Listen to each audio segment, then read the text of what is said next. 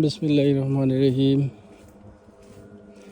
Portugal সহ দেশ ও বিদেশের সকল প্রবাসী ভাই সকলের সালাম, আসসালামু আলাইকুম।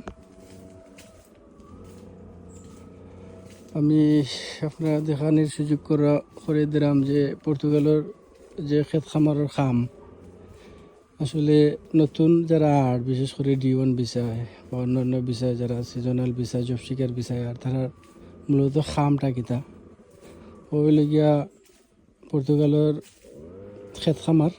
এখানে আমরা এই যে গাছ, এটা হচ্ছে ব্ল্যাকবেরির গাছ।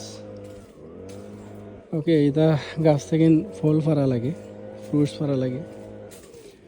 তো বিশেষ করে নতুন পুরাতন সবেও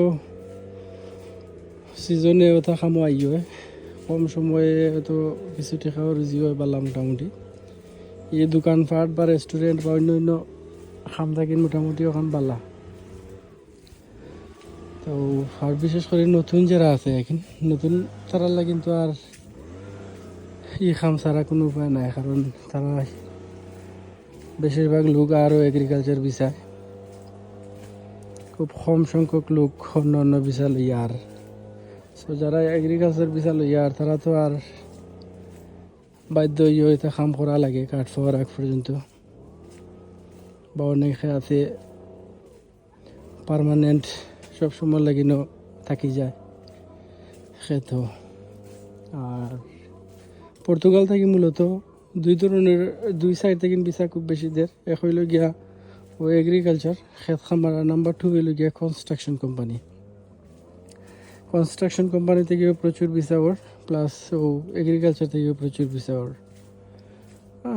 আর এখন তো আর সিজনাল যেটা আমরা জব শিকার ভিসা, এই ভিসাটা বন্ধ করেছে ওরা, সব দেশ থেকে বন্ধ করে দিছে।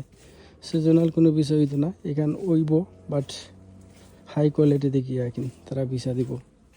যারা মূলত আইয়া কাম করিয়া যাইব কি এই ধরনের কোয়ালিটি, যেমন ডাক্তার, ইঞ্জিনিয়ার বা বড় বড় পদবী মনে করো বালা স্কেল ওয়ার্কার দেখিয়া তারা জব করবো কিন। আর D1 যে ভিসাটা এখান যদিও অতদিন সহজ আছিল, এখন ডে বাই ডে এখান কঠিন হয়ে যার। কঠিন হওয়ার কারণ হইল গিয়া তারা অনেক কোম্পানি আছে ওলা খামর ফিল্ড নাই, খাম নাই, খালি কোম্পানি আছে তারা লোক আনিলার আইনা খাম দিতে পারে।